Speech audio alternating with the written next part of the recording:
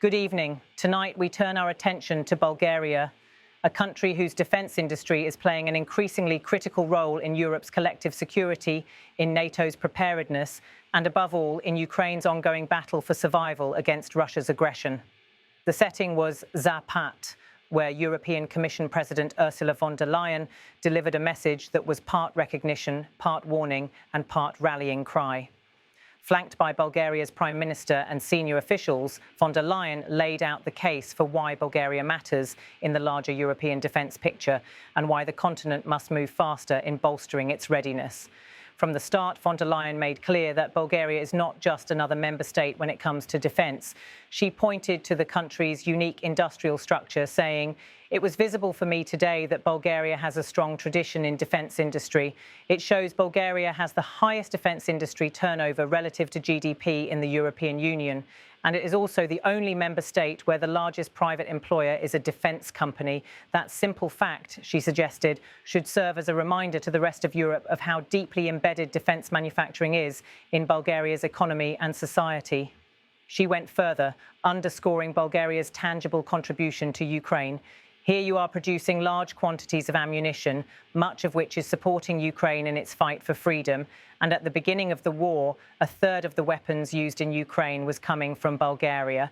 So I want to thank you first and foremost for your ironclad support to our brave neighbour and partner, Ukraine." In a war defined as much by industrial output as by battlefield strategy, von der Leyen's comments were designed to place Bulgaria at the heart of Europe's arsenal of democracy. Her remarks quickly turned to the broader challenge, Russia's transformation into a wartime economy. Russia's brutal war against Ukraine is in its fourth year now.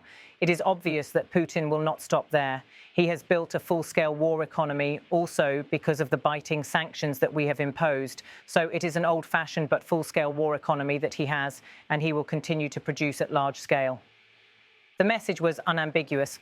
Russia is adapting and Europe must adapt faster. If Putin is gearing his economy toward permanent conflict, then Europe must match that tempo not only to sustain Ukraine, but also to protect itself. Von der Leyen framed this as both a responsibility and a necessity. As we strengthen Ukraine's defence, we must also take greater responsibility for our own defence. Central to that responsibility, she argued, is money. And here she highlighted one of the EU's recent achievements, the SAFE instrument. To improve our readiness and defence posture, we have together worked in the European Council at the European level, first and foremost for financial support. We have together created the SAFE instrument that is 150 billion euros for joint procurement, and it was built in record time. And I must say, I'm very glad to say today that it has been subscribed also in record time. The SAFE fund, designed for joint military procurement, represents a step towards something Europe has long avoided, centralised defence spending. Bulgaria, von der Leyen confirmed, is already tapping into it. She noted the Prime Minister's pledge. "Prime Minister, you told me that you are planning on investing this European funding from the SAFE instrument right here at VMZ. You're planning to build a plant for gunpowder and, of course, extending the existing plant that I just had the pleasure to visit. And you're planning another one for artillery shells that is in line with NATO standards. Such projects," she said, "are exactly what Europe needs. Initiatives that both strengthen defence capacity and create local jobs. Up to 1,000 new jobs are expected in Zapat alone from these expansions, signalling how defence investments can simultaneously serve national economies and collective security." Von der Leyen's framing of defence was deliberate. This is not just about weapons, it's about industry, jobs and growth. It will bring good jobs to the region. Up to 1,000 new jobs will come here to Zapat thanks to this project. But we increase also our ammunition production. We strengthen our collective security. We strengthen our cooperation with NATO. We support the brave Ukrainian armed forces. And as I said, we create good jobs here. We create good jobs in the region. And therefore, this will be lasting growth also here in the region.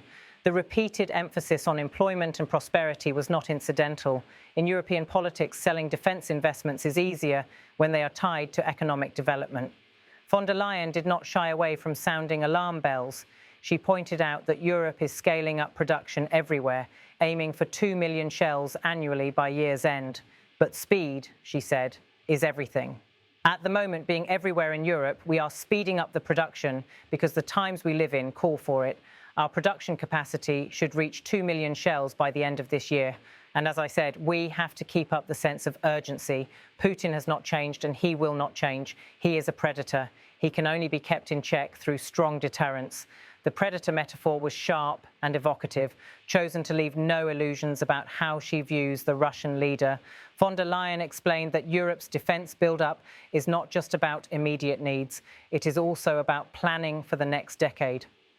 As we have now the funding, we have now to be fast and well coordinated with the surge in our defence posture.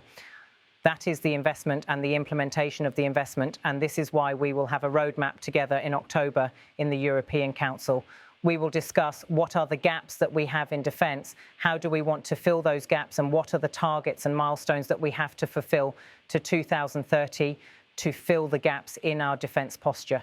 The roadmap, expected later this year, will serve as the EU's blueprint for strengthening military capacity, from ammunition stocks to cyber defences, all with the aim of preparing for whatever challenges lie beyond 2030.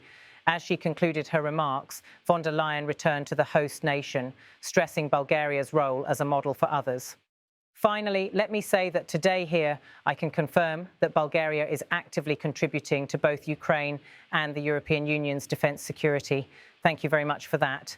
And Bulgaria's contribution and its defence industry, I think, is a good reason, not just for national pride, but also for European pride. Her closing words sought to position Bulgaria not only as a reliable partner, but also as a source of inspiration for the EU as a whole. The speech in Zapat was more than ceremonial. It underscored several key themes shaping Europe's future: industrial power as military power. The war in Ukraine has shown that industrial output is decisive. Bulgaria's factories, once seen as niche players, are now central to Europe's arsenal. Europe's shift toward defence integration, the safe instrument and talk of a 2030 roadmap indicate a quiet but profound shift toward collective procurement and long-term strategic planning. Balancing security and prosperity, von der Leyen's repeated emphasis on jobs reflects the EU's need to frame defence spending not only as security, but also as economic growth. Urgency in the face of Russia. With Russia's war economy accelerating, von der Leyen's description of Putin as a predator reflects the prevailing belief that Europe cannot afford complacency. What began as an acknowledgement of Bulgaria's role evolved into a wider call for European urgency, responsibility, and unity. The war in Ukraine has stretched into its fourth year, and Europe is increasingly aware that this is not a temporary storm, but a structural shift in global security. In Zapat, the message was clear. The continent must mobilize its resources, industries, and political will if it is to match the scale of the challenge ahead. Bulgaria, often overlooked in European politics, has become a symbol of what is possible when national industry aligns with continental strategy. As von der Leyen put it, Bulgaria's contribution and its defence industry, I think, is a good reason not just for national pride, but also for European pride.